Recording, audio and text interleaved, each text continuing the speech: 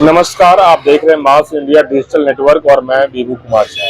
देखिए, झारखंड नगर निकाय चुनाव के चर्चे बहुत तेज है और बहुत जल्द जो है चुनाव को लेकर लगातार लोग प्रचार प्रसार भी कर रहे हैं। 28 तारीख को वोटिंग भी है, 27 को रिजल्ट है और होली से पहले जश्न की तैयारी भी होगी। तो वार्ड 15 में है और लगातार लोगों से फीडबैक भी ले रहे हैं कि इस बार वार्ड में क्या बदलाव करने की जरूरी है ताकि गार्बेज की समस्या हो या नाले की समस्या हो या ट्रैफिक की समस्या हो या बहुत सारे ऐसे इशू हैं जिसको लेकर के इस बार ये जुगसलाई क्षेत्र में कितना बेहतर होगा, कितना खास होना जरूरी है, इस पे बात करेंगे। सबसे पहले मैम आपका स्वागत है। बहुत बहुत धन्यवाद। मैं बीना देवी खीरवाल हूँ और वार्ड नंबर 15 की प्रत्याशी हूँ। मेरा चुनाव चिन्ह है साइकिल वाला बम और क्रमांक है 5। अब मैं आपसे जुगसलाई की समस्याओं एवं समाधान के बारे में बात कर रही हूँ। बहुत दिनों बाद मुझे लग रहा है करीब 45 साल के बाद यहाँ नगर निकाय का चुनाव हो रहा है। इसका मतलब सोचिए 45 साल तक हमारा जुगसलाई क्षेत्र उपेक्षित रहा है। हम लोग बिल्कुल टाटा कंपनी के बगल में ही रहते हैं और लोग हमारी जुगसलाई को बहुत उपेक्षा के नजर से मानते हैं। हम लोग अपने बच्चों की स्कूलों में एडमिशन करवाने जाते थे तो वे लोग क्लियर में 2-3 स्कूलों का नाम नहीं कहूंगी, मगर वो लोग बोलते थे कि आप कहाँ से हो, जुगसलाई से हो। नहीं, जुगसलाई के लोग हमारे स्कूलों में पढ़ने लायक नहीं है। क्यों मैम, रीजन वही है कि जुगसलाई के लोग बैकवर्ड है, उनकी मानसिकता सोच बैकवर्ड है। तो हमें सबसे पहले तो ये बोलना है कि जुगसलाई वाले लोग ऊंचे से ऊंचे पोजीशन में है, बैकवर्ड तो है ही नहीं। और जिनकी सोच उस प्रकार है बैकवर्ड की, तो अच्छे लोग भी है मैम, बहुत अच्छे कमर्शियल जगह है। हमारी यह आर्थिक जो स्थान बोले, जुगसलाई आर्थिक मोहल्ला है, पूरे सब जगह होलसेल काम है, सब बहुत अच्छा है। अब हमें यही करना है, क्योंकि अब कमान यदि हम लोग जनता के हाथ में आएगी तो सरकार के द्वारा निर्गत जो भी योजनाएं होंगी और जो भी फंड आएगा उसका एक हम लोग कोशिश यही करेंगे कि उसका सब पूरा का पूरा जनता के अपने कल्याण में लगे। और जब पूरा फंड हमारी जनता के कल्याण में लगेगा तो विकास तो हमें दिखेगा ही। और आप लोग मैम रिप्रेजेंट करेंगे तो निश्चित रूप से यहाँ के जो अधिकारी होंगे, यहाँ के जो मेयर होंगे, उन तक बात पहुंचेगी तो प्रोजेक्ट भी आएगा। बिल्कुल। क्या है ना कि अभी तक बेचारी आम जनता को यही नहीं मालूम होता था कि हम लोग कहाँ पर जाएं, और अब जब प्रतिनिधि के माध्यम से हम लोग नगर पालिका जाए, चाहे सीओ ऑफिस जाए, चाहे LRDC जाए, चाहे जन्म मृत्यु प्रमाण जो भी आएगी, वो हम लोग प्रतिनिधि रहेंगे तो हमारी बात सुनने के लिए लोग मजबूर है, हमें वो लोग महत्व देंगे और उसका सीधा सीधा लाभ हमारी जनता को मिलेगा। तो और हमें तो करीब 35 साल से सामाजिक कार्य का अनुभव है। मैंने मारवाड़ी समाज के बैनर के नीचे बहुत काम किया है और अब उसी अनुभव के आधार पर मैं ये उम्मीद कर रही हूँ कि मुझे जनता का साथ मिलेगा और मिल भी रहा है। और मैं ये चाहती हूँ कि जनता को यदि सेवा करने का मुझे मौका मिले तो मैं निश्चित रूप से अपने अनुभव की, अपनी क्षमता की पूरा लाभ जनता तक पहुँचाने की कोशिश करूंगी। मैं यही है, सपना यही है कि जुगसलाई को उपेक्षित न समझा जाए। बिल्कुल बढ़िया से बढ़िया यहाँ के लोग है, पैसा है, लोग की मानसिकता बहुत अच्छी है। भाईचारा हमारे जुगसलाई में जितना है आपको किसी भी क्षेत्र में नहीं मिलेगा। लोग अपने अगल बगल वालों को नहीं पहचानते हैं और मैं यहाँ बैठे हुए जुगसलाई का किसी भी क्षेत्र में किसी के लोग को बोले तो हमारा कुछ न कुछ रिश्ता निकल जाता है। तो ये हमारे लिए बहुत एक प्लस बात है कि हम जुगसलाई में भाईचारा बहुत है, लोगों में जज्बा बहुत है। इतने दिन उपेक्षा को सहे हैं तो अब बिल्कुल से जज्बा ऐसा है कि हमें इसको बदलना है और सबको बदलने के लिए तैयार है, साथ देने के लिए। मेरे वोटर है 1346 वोटर है हमें, और साथ मिलने की बिल्कुल मुझे पूरी की पूरी उम्मीद है, विश्वास है कि बिल्कुल एक विजन प्लान भी बहुत जरूरी है ताकि यहाँ के लोगों के लिए जितना बेहतर से बेहतर हो सुविधा मुहैया हो, है कि नहीं? विजन प्लान तो है सर, मैंने अपना नारा ही दिया है, बिजली, पानी और सफाई, जुगसलाई की यही दुहाई। ये 3 तो मेजर प्रॉब्लम सबको सामने दिख रहा है और जो सामने नहीं दिख रहा है वो भी ऐसे ऐसे प्रॉब्लम है जिसे जब हम फील्ड में उतरेंगे तब मालूम पड़ेगा कि कितनी कितनी समस्याएं हैं। और हम लोग CCTV को ना, महिला सुरक्षित नहीं है, टाटा कंपनी जैसे इतना बड़ा समझिए है, वहीं पर बराबर दुर्घटना होती रहती है। तो ये बेचारा मेरा जुगसलाई तो इतना सा है, वहाँ पर सुविधा ही नहीं है।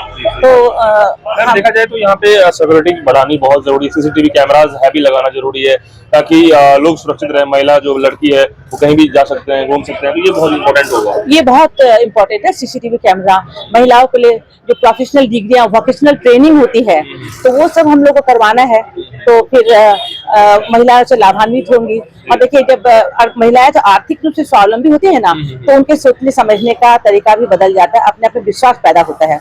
मार्शल ट्रेनिंग कोशिश करेंगे कि उन्हें मार्शल ट्रेनिंग भी दिलवाए, आत्मरक्षा के रूप में उन्हें वो मिले। इस तरह बहुत सी योजनाएं हैं और योजनाएं तो जैसे जैसे हम डीपली जाते जाएंगे योजनाएं हमें मिलती जाएगी। और एजुकेशन और हेल्थ ये दोनों भी जरूरी है, बहुत जरूरी है। देखिए, एजुकेशन से ही हम लोग किसी का सिस्टम को बदल सकते हैं।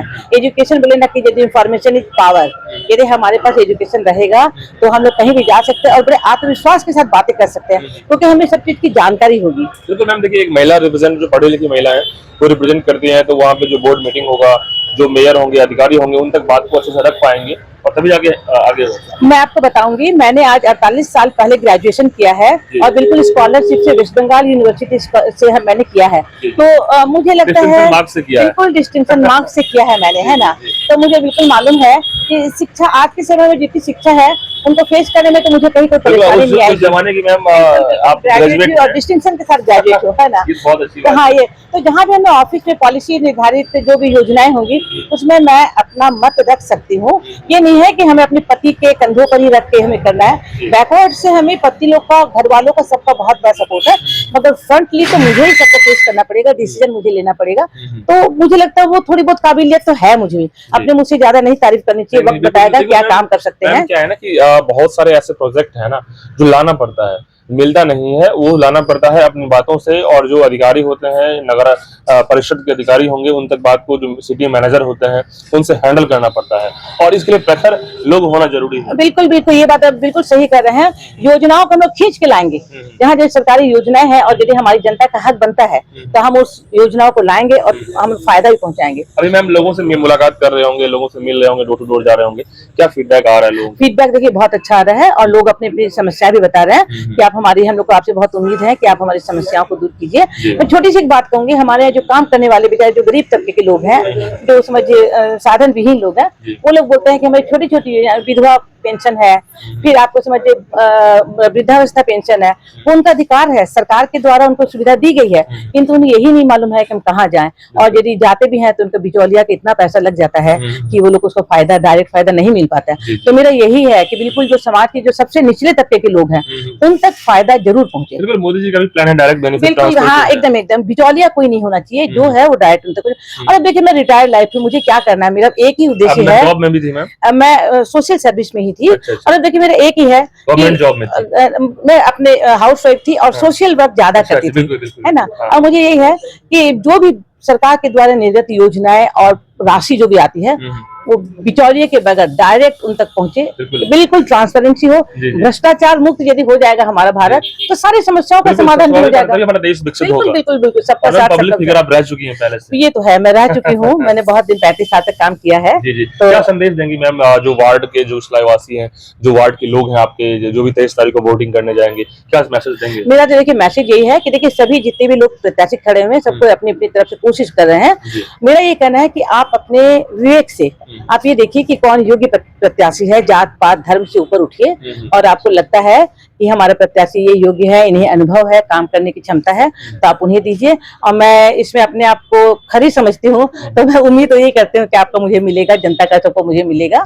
मैं उम्मीद बिल्कुल कर, जनता का साथ मिल भी रहा है, बहुत अच्छा फीडबैक मिल रहा है। बिल्कुल, देखिए लगातार चर्चा जारी है और जो अच्छे कैंडिडेट हैं, जो एजुकेटेड हैं, जो अच्छा रिप्रेजेंट कर सकते हैं, उनको आना भी चाहिए। जिस तरह से मैम का विजन प्लान है, यदि वार्ड पार्षद बनती हैं तो निश्चित रूप से इस वार्ड के लिए बहुत ऐसा प्लान है जो मैम कर रही है कि लोगों को कैसे सारी सुविधाओं को मुहैया कराया जाए, ताकि जो प्रोजेक्ट है वहां से लाना है। और उसके बाद यहाँ पे सिक्योरिटी की बात हो, सफाई की बात हो, या फिर जो जिस तरीके से जाम लगती है, ट्रैफिक इशू है, इस सारी समस्याओं से निजात पाने के लिए मैम का एक बड़ा कदम होगा। निश्चित रूप से यहाँ के लोगों को समझना होगा, अच्छे कैंडिडेट को लाना होगा, तभी जाकर के दूसरा है और वार्ड के लोगों का बदलाव होगा। बहुत बहुत धन्यवाद।